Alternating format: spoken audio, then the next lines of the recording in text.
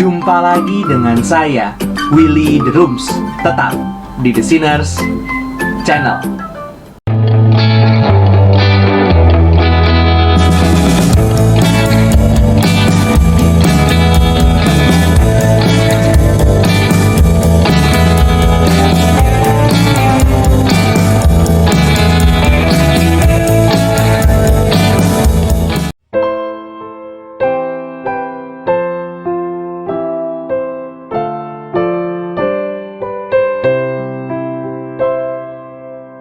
Seorang yang menggeluti studi di bidang matematika pasti memikirkan mengenai keunikan angka 3, terutama ketika membandingkan dengan perspektif matematika mengenai titik, garis, dan bidang.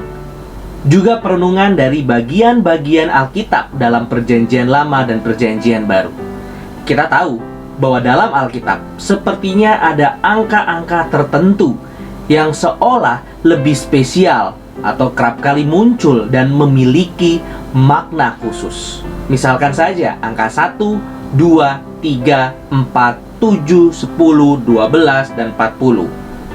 Video ini tidak bertujuan untuk mengkeramatkan angka-angka tertentu, apalagi sampai jatuh ke dalam mistisisme yang tidak berdasar, ataupun mengaitkan secara kasar atau paksa tentang angka 3 dengan doktrin atau pengertian tertentu, atau menafsirkan Alkitab sebagai kode-kode sandi yang perlu dipecahkan dan dicari arti yang terselubung.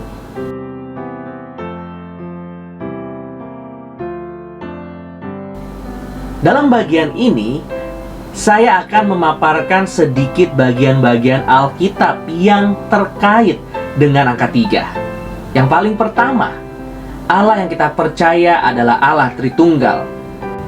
Allah yang pada dirinya realitas, Allah yang hidup dan sudah ada sebelum segala sesuatu ada. Allah Tritunggal adalah Allah yang memiliki 3 pribadi dan 1 esensi.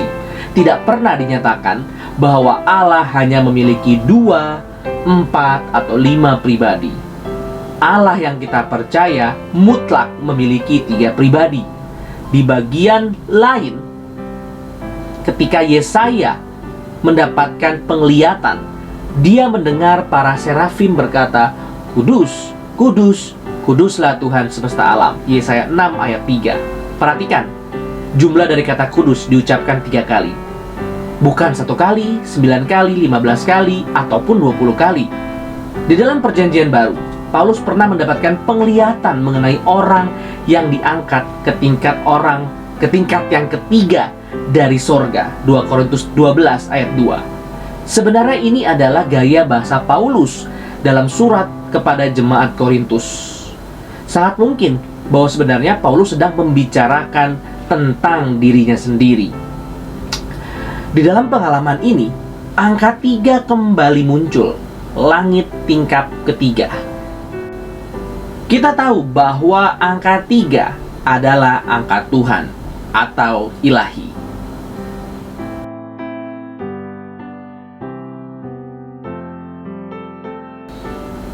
Setelah melihat beberapa contoh dalam bagian-bagian Alkitab, sekarang kita akan merenungkan angka 3 dari perspektif matematika.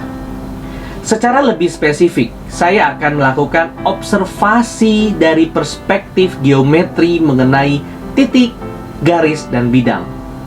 Tentunya dalam melakukan observasi yang bersifat umum, misalnya mengenai alam ciptaan, kita juga masih dapat mengenal Allah dalam batasan-batasan tertentu.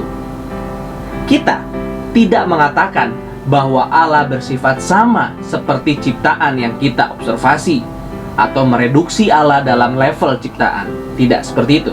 Tetapi justru sebaliknya, kita bisa melihat kebesaran Allah melalui hasil karyanya, yakni dunia ciptaan.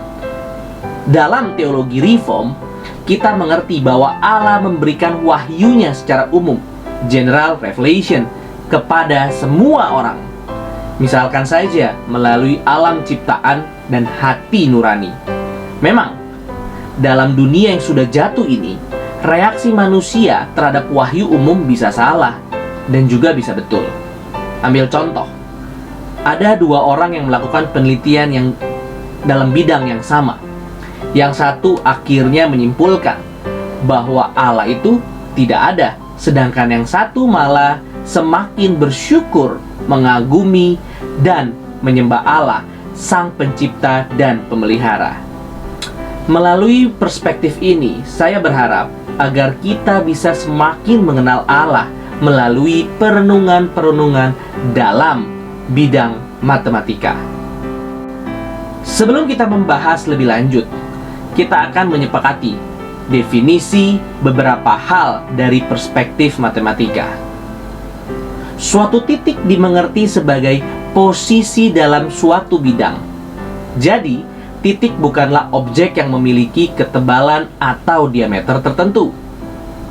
Seberapa jauh kita memperbesar titik tidaklah memiliki lebar, 0 dimensi.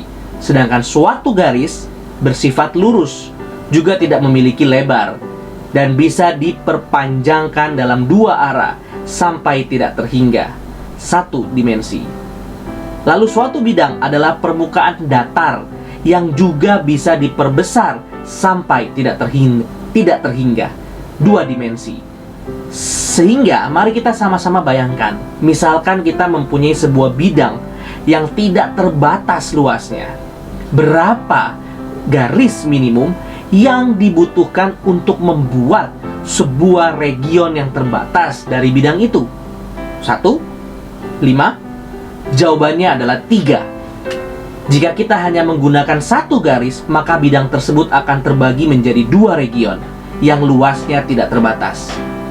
Jika kita menggunakan 2 garis, maka bidang tersebut akan terbagi menjadi 3 region jika kedua garis sejajar, atau 4 region jika kedua garis berpotongan. Dengan masing-masing region mempunyai luas yang tidak terbatas juga. Apa yang terjadi dengan 3 garis? Dengan 3 garis, kita sudah mungkin membentuk sebuah segitiga yang luasnya terbatas dengan menggunakan 3 buah garis tersebut.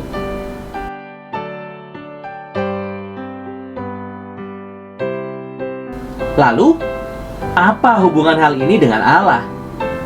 Dengan perenungan mengenai titik, garis, bidang, dan diperlukan sedikitnya 3 garis untuk membentuk satu bidang segitiga, kita bisa melakukan sedikit perenungan mengenai ketidakterbatasan dan keterbatasan. Pada awalnya, garis memiliki panjang yang tidak terbatas, dan bidang juga diperbesar sampai tidak terbatas. Tetapi ketika ada 3 garis yang saling membatasi, ternyata bisa terbentuk satu bidang baru, yakni segitiga. Dalam pengertian Allah Tritunggal, Allah Bapa, Allah Anak, dan Allah Roh Kudus adalah Allah. Tetapi ketiga pribadi tersebut saling membatasi dan sekaligus memiliki kesempurnaan relasi yang begitu harmonis. Ketiga pribadi memiliki ordo yang jelas dan tidak melakukan sesuatu semau diri sendiri. Dalam relasi dan tindakan yang terkait dengan dunia ciptaan, kita dapat melihat peranan masing-masing pribadi dengan lebih jelas. Misalkan saja, dalam rencana keselamatan, proses inkarnasi Kristus tidak hanya melibatkan Allah Anak saja. Proses inkarnasi juga merupakan peran Allah Bapa dan juga Allah Roh Kudus. Allah Bapa mengutus Allah Anak ke dalam dunia. Beberapa kali Yesus mengklaim dirinya diutus oleh Bapa. Lalu Allah Roh Kudus turun ke atas Maria sehingga dia bisa mengandung. Lukas 1 ayat 35. Di sini kita melihat bahwa 3 pribadi dari Allah Tritunggal terlibat secara langsung di dalam proses inkarnasi ini, dan masing-masing memiliki peranan yang khusus, terbatas. Proses inkarnasi tidak bisa berjalan jika ada pribadi dari Allah Tritunggal yang tidak mau terlibat atau masing-masing memiliki kehendak yang berbeda. Selain itu, mungkin pernah ada dari kita yang pernah menanyakan pertanyaan konyol ini. Kenapa pribadi Allah harus 3? Kenapa tidak 4, 10, 20, dan seterusnya? Kenapa sepertinya angka 3 yang dipilih untuk merefleksikan realitas diri Allah? Tentu, jawaban yang singkat adalah Allah adalah pada dirinya realitas, sumber keberadaan, pada dirinya kebenaran, dan Ia rela memberikan wahyu kepada manusia supaya manusia bisa mengenal Dia. Sungguh kurang ajar kalau akhirnya kita tidak percaya, lalu berspekulasi, dan bahkan mempertanyakan wahyu yang sudah Allah berikan. Melalui realitas diri Allah, manusia yang dicipta sebagai peta dan teladan Allah memiliki kemungkinan untuk mengerti mengenai angka 1, 2, 3, 4, 5, dan seterusnya.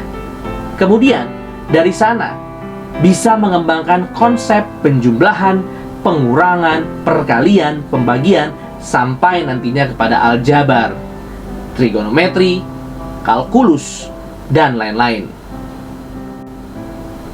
Dr. Poitres mengatakan bahwa Tuhan sendiri memiliki sifat yang numerik. Allah kita memiliki 3 pribadi dan 1 esensi.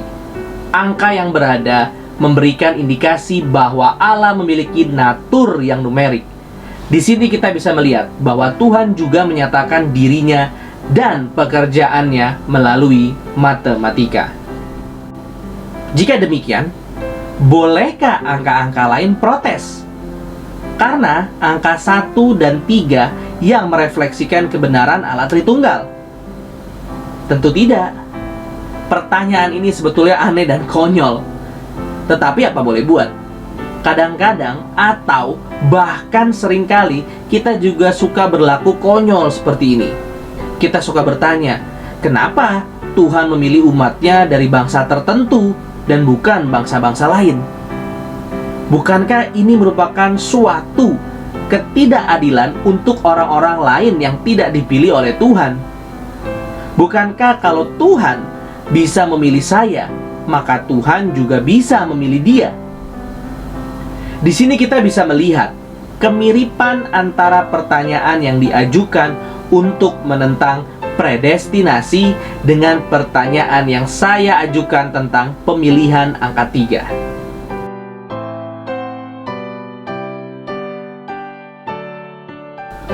Tuhan menyatakan dirinya melalui wahyu umum dan wahyu khusus. Akan tetapi, kita sebagai manusia yang sudah tercemar oleh dosa tidak mungkin bisa mengenal Dia dengan tepat sebelum kita ditebus oleh darahnya dan dibebaskan dari kuasa dosa. Dengan kata lain, dalam konteks dunia yang sudah jatuh ke dalam dosa, kita tidak mungkin mengerti wahyu umum dengan benar kalau tidak ada wahyu khusus yang menerangi. Oleh karena itu, adalah suatu kesalahan besar jika kita mengatakan tidak perlu membaca Alkitab, tidak perlu berdoa, tidak perlu bersekutu dengan Tuhan, dan sebaliknya menganggap belajar apa yang diajarkan di sekolah dan jalan-jalan, menikmati atau observasi alam sekitar saja sudah cukup membuat kita mengenal Tuhan dan kebenaran yang ditanamkannya di dunia ini. Melalui wahyu umum, kita hanya bisa mengenal Tuhan dalam batasan tatanan wahyu umum dari perspektif kita sebagai manusia berdosa.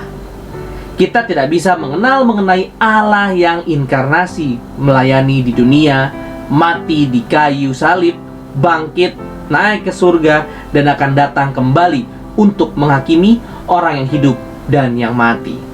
Sebaliknya, untuk bisa memiliki pengenalan yang tepat akan Tuhan melalui wahyu umum, kita sangat membutuhkan wahyu khusus. Maka, sebagai seorang ilmuwan atau intelektual, sangatlah diperlukan pengertian Alkitab yang tajam dan akurat untuk bisa melihat wahyu umum dengan benar. Dengan pengertian akan wahyu khusus sebagai prinsip dasar kita mengenal Allah, diri, dan alam ciptaan lainnya. Kita yang telah ditebus dimampukan menafsirkan wahyu umum dari kacamata Sang Pencipta dan bukan lagi dari kacamata diri kita yang berdosa ini. Kiranya kita bisa semakin mengenal Tuhan melalui persekutuan kita pribadi dengan Tuhan. Dan dari situ kita bisa lebih mengenal Tuhan melalui bidang-bidang yang sudah dipercayakan oleh Tuhan kepada kita. Terima kasih. Tuhan Yesus memberkati.